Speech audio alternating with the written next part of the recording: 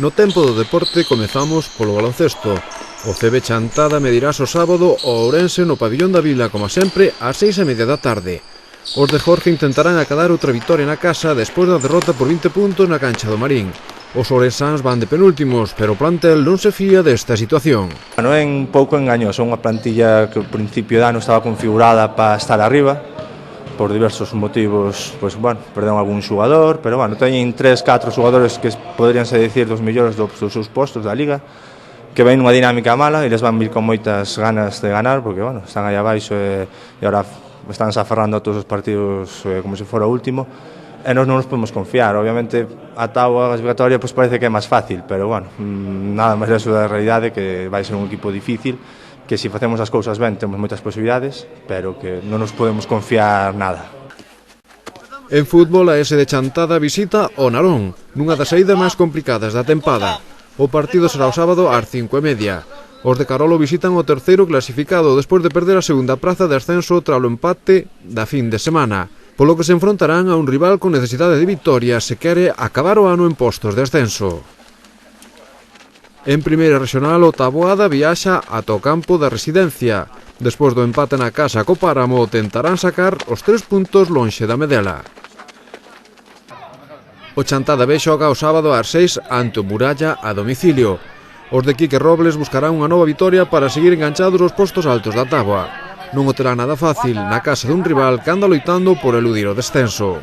Non, nesta categoría teño falado cos xogadores, eu conocía moi ben a categoría de Ourense, pero non a da aquí, e a diferencia de Ourense, esta categoría é moitísimo máis competitiva.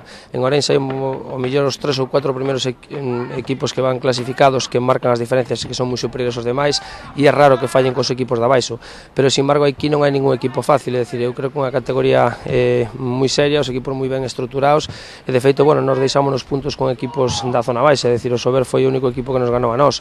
Polo tanto, decir, cada partido hai que xugalo, ten as súas circunstancias e non hai ningún rival fácil nesta categoría.